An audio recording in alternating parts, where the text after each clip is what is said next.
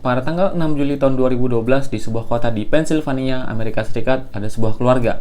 Mereka ini memiliki anak satu-satunya, anak perempuan yang bernama Skylar Neese. Skylar Neese ini dinyatakan hilang ketika kedua orang tua mereka mencari anak tersebut itu tidak ditemukan di dalam rumahnya. Kasus ini tuh menarik untuk saya angkat karena kita bisa mengambil pelajaran dari kejadian ini. Dan kisah ini saya akan kembali untuk mengingat kejadian ini. Motif pembunuhannya ini bisa dikatakan sepele, tapi saya tidak menyepelekan suatu hal ya. Tapi di sini bagaimana permasalahan sepele itu kita bisa diskusi dengan baik ya, biar ketemu jalan keluarnya, tapi tidak dengan cara melakukan pembunuhan. Nah, seperti apa kisahnya dan peristiwa itu terjadi, langsung aja.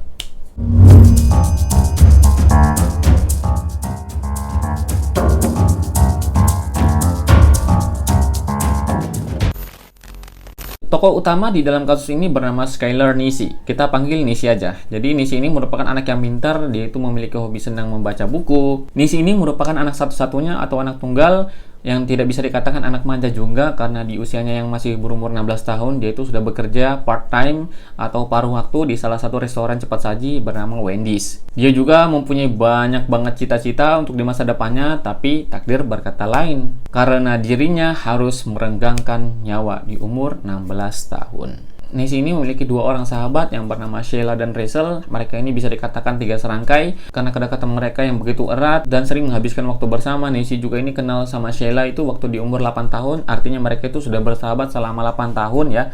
Karena di umur yang ke-16 Neese ini meninggal dunia. Sheila juga ini memiliki teman yang bernama Rachel yang ia kenal di bangku SMA di high school di utara Morgantown, Virginia Barat. Nah, persahabatan ketiganya ini semakin erat seiring berjalannya waktu. Neese ini sering menjadi pemersatu, bukan pemersatu bangsa ya, tetapi pemersatu sahabatnya dan selalu menyemangati kedua sahabatnya. Karena memang kedua sahabatnya ini, kedua orang tuanya sudah bercerai. Yang saya sudah katakan sebelumnya, Neese ini merupakan anak tunggal, anak satu-satunya. Jadi dia ini disayang banget sama orang tuanya. Kebutuhannya itu selalu dipenuhi kedua orang tuanya. Bahkan Neese ini sering mengajak kedua sahabatnya yang bernama Rachel dan Sheila itu main ke rumahnya. Ayah dan ibu Neese ini sudah menganggap kedua sahabatnya Neese, yaitu Sheila dan Rachel, sebagai anaknya sendiri. Saking begitu dekatnya sama anaknya. Bahkan ketika Sheila dan Rachel ini ingin bermain ke rumahnya Neese, mereka itu tidak perlu lagi ketuk pintu ya, seperti layaknya tamu ya, tapi langsung aja nyelonong masuk ke dalam, saking mereka itu dianggap sebagai anak sendiri sama orang tuanya Neese. Walaupun mereka itu terlihat begitu akrab, tapi tetap aja terdapat perbedaan yang seringkali menimbulkan perselisihan di antara mereka. Perselisihan mereka ini terjadi di bulan Juli pada tahun 2012. Pada saat itu memang Neese ini memiliki masalah dengan kedua sahabatnya. Mereka saling sindir-sindiran tuh di media sosial, di Twitter, yang menandakan adanya keretakan hubungan di antara mereka bertiga. Dan pada akhirnya, pada tanggal 6 Juli tahun 2012, Neese ini dikabarkan menghilang dari rumahnya. Kedua orang tua Neese pada saat itu yakin, nggak mungkin anaknya kabur dari rumah. Kenapa? Karena alat-alat pribadinya itu masih ada di kamar, seperti cas handphone, sikat gigi, dan alat mandinya itu masih ada di rumah. Dan nggak mungkin anaknya ini kabur tanpa membawa alat pribadinya. Karena Neese ini tidak ada kabar dan membuat ibu dan ayahnya ini khawatir, kemudian mereka itu melaporkan kejadian ini kepada pihak kepolisian. Pada saat itu juga kedua orang tua Neese ini melihat rekaman CCTV yang berada di rumah tersebut. Nah, mereka melihat Neese ini keluar dari rumah tersebut pada tengah malam dan menaiki sebuah mobil sedan yang ternyata itu adalah kedua sahabatnya yang bernama Sheila dan Rachel. Nah, di siang harinya ibunya Neese ini mendapatkan telepon dari salah satu sahabatnya Neese yang bernama Sheila. Dia itu bilang kepada ibunya Neese. Pada saat itu memang mereka sudah janjian untuk jalan-jalan di sekitar Star City. Setelah jalan-jalan, Neese ini diantarin pulang oleh Sheila. Tapi pada saat itu Neese ini meminta tolong kepada Sheila untuk diturunkan di ujung jalan karena ada urusan kepentingan. Karena Neese juga sungkan sama penghuni rumah, takutnya mereka terbangun karena dengar mobilnya Sheila. Nah, itulah keterangan Sheila pada saat Sheila ini menelpon ibunya Neese. Ibunya Neese pada saat itu memang belum mencurigai siapapun. Dia itu berpikir kalau kejadian yang menimpa Neese ini mungkin terjadi setelah Sheila ini mengantarkan Neese pulang. Kemudian Sheila dan Rachel ini diinterogasi oleh polisi karena memang mereka ini menjadi saksi yang terakhir kali melihat Neese. Mereka berdua ini memberikan keterangan kalau pada saat itu mereka berdua ini menjemput Neese pada jam 11 dan mengantarkan pulang Neese ini sebelum tengah malam. Tapi keterangan mereka ini bertolak belakang dengan rekaman CCTV yang ada di rumah tersebut. Rekaman CCTV tersebut itu menunjukkan kalau Neese ini keluar dari rumah pada jam 12.30 dan mobil tersebut pergi dari rumahnya pada jam 12.35. Artinya Sheila dan Rachel ini berbohong dengan keterangan mereka sendiri. Ada juga rumor yang mengatakan kalau Neese ini sempat pergi ke sebuah pesta. Polisi ini langsung melakukan penyelidikan terhadap pesta yang dimaksud tersebut. Salah satu penyelidik dalam kasus tersebut yang bernama Ronnie Gessin itu sempat menanyakan saksi yang sempat hadir di pesta tersebut, dan beberapa saksi saksi ini mengatakan kalau ada gadis yang kecanduan heroin dan dia itu meninggal di tempat. Nah, mereka ini semua panik dan membuang mayatnya, tapi tetap aja pencarian tersebut nihil siapa pelakunya. Salah satu polisian yang bertugas pada kasus tersebut yang bernama Jessica Colbank itu cukup berani mengutarakan teori kalau Nessie ini dibunuh secara sengaja oleh Sheila dan Rachel. Tapi memang belum ada bukti yang kuat untuk melakukan penangkapan, jadi polisi ini lebih memilih untuk melakukan penyelidikan lanjutan sehingga mereka itu berhasil mendapatkan bukti yang kuat untuk menangkap pelakunya. Penyelidikan untuk menangkap pelaku ini terus berjalan ya, dan salah satu polisi juga yang bernama Chris Berry, jadi memang banyak banget polisi yang menangani kasus tersebut. Chris Berry ini ditugaskan untuk menangani kasus tersebut itu pada bulan Agustus pada tahun 2012, dan dia itu memiliki teori yang cukup aneh juga dalam kasus ini. Dari pengalamannya menjadi seorang polisi, dia itu berpendapat kalau kejahatan yang dilakukan oleh remaja itu akan sulit disembunyikan lebih lama karena remaja ini cenderung memiliki sifat pamer atas pencapaiannya, bahkan pembunuhan sekalipun pasti itulah kenapa kepolisian yang bernama Chris Berry kemudian membuat akun fake atau akun palsu dan menyamar dirinya itu sebagai seorang remaja laki-laki yang ganteng. Bahkan kepolisian yang bernama Berry ini berhasil menjalin hubungan komunikasi antara kedua sahabatnya Nessie yang bernama Sheila dan Rachel. Dalam penyelidikan undercover tersebut, penyelidik ini mengamati perilaku dari Sheila dan Rachel. Sheila ini cenderung ceria dan si Rachel ini cenderung tertutup ya. Dilihat dari mana? Dilihat dari replian atau balasan dari keduanya. Hal aneh juga dirasakan oleh tim penyidik dari sikap kedua sahabatnya Nessie ini kalau mereka itu sama sekali tidak kesal ya setelah kehilangan teman baiknya yang bisa dikatakan best friend ya. Setidaknya ada upaya dari mereka itu untuk membantu kepolisian dalam menemukan pelaku, tapi ini tidak ada sama sekali. Dalam cuitannya Sheila di Twitter juga cukup aneh. Dia juga memposting beberapa fotonya bersama Rachel tapi tidak menyinggung tentang Nessie. Setidaknya mereka itu mengucapkan ucapan bela sungkawa, tapi ini tidak ada sama sekali. Sheila juga menulis cuitan yang dia posting pada tanggal 5 November tahun 2012. Dia itu mengatakan seperti ini: "Tidak ada seorang pun di dunia ini yang bisa mengalahkan aku bersama Rachel.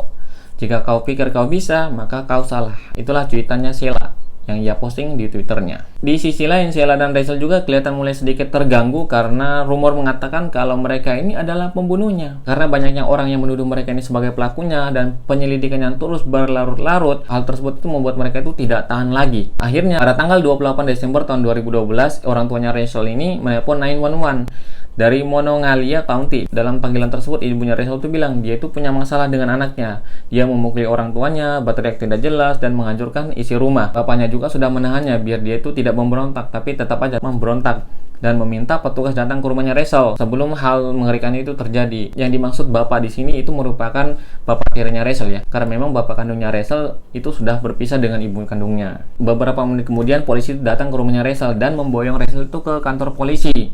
Setelah di sana dia itu diinterogasi selama berjam-jam dan akhirnya dia mau mengungkapkan apa sebenarnya yang terjadi kepada sahabatnya sendiri yang bernama Nessie.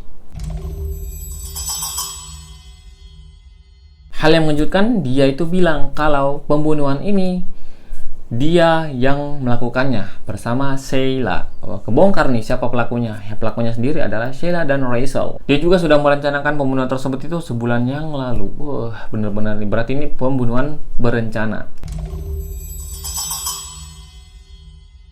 Rachel juga menjelaskan bagaimana kronologi pada saat pembunuhan tersebut. Nah, pada malam pembunuhan, Rachel ini mengambil skop dari rumah ayahnya, sedangkan Sheila mengambil pisau dapur dari rumah ibunya. Mereka juga membawa perlengkapan kebersihan ya dan pakaian ganti, kemudian pergi ke rumahnya Nessie untuk menjemputnya. Nah, Nessie ini mengira kalau Rachel dan Sheila ini mengajaknya keluar untuk memperbaiki hubungan mereka yang sebelumnya itu sempat berantakan. Kemudian mereka bertiga ini pergi ke Brave, sebuah kota di luar Pennsylvania, untuk mabok-mabokan. Nah, Rachel dan Sheila juga membawa sedotan untuk menghisap ganja. Setelah menghisap ganja, mereka itu pergi ke hutan di Pennsylvania, di mana Nessie ini mengira kalau mereka itu pergi ke sana untuk merokok. Di tengah kondisi Nessie ini lagi duduk-duduk santai dan melihat suasana hutan, dua gadis tersebut itu mendekati Nessie, dan Rachel ini memberikan aba-aba. Pada kehitungan ketiga, langsung dihabisin tuh si Nessie. Dan Nessie juga itu dikabarkan sempat melarikan diri, tapi tidak berhasil karena Sheila dan Rachel itu menikam lututnya sehingga dia itu tidak bisa berjalan lagi. Kata-kata terakhir yang diucapkan Nessie pada saat itu adalah kenapa? Dia itu bertanya kepada Sheila dan Rachel. Kemudian Nessie ditinggalkan Sheila dan Rachel itu dalam keadaan bersimbah darah. Nah, terus kemudian polisi menanyakan, apa alasanmu membunuh Nessie? Nah, Rachel ini menjawab dengan hentainya. Dia bilang tidak menyukainya. Inilah motifnya kenapa Rachel dan Sheila ini membunuh Nessie, karena mereka itu tidak menyukai Nessie. Kemudian pada awal Januari tahun 2014, Rachel ini membawa penyidik ke hutan tempat di mana dia itu membunuh Nancy bersama Sheila. Namun pada saat sampai di sana, hutan tersebut itu dipenuhi dengan salju, jadi butuh sekitar waktu 1 minggu ya untuk menemukan mayatnya Nancy. Kemudian penyelidik ini mencocokkan dengan pengakuan Rachel dan sampel darah yang ada di bagasinya Sheila dengan DNA-nya Nancy. Ternyata cocok. Artinya pelakunya ini adalah dua sahabatnya sendiri.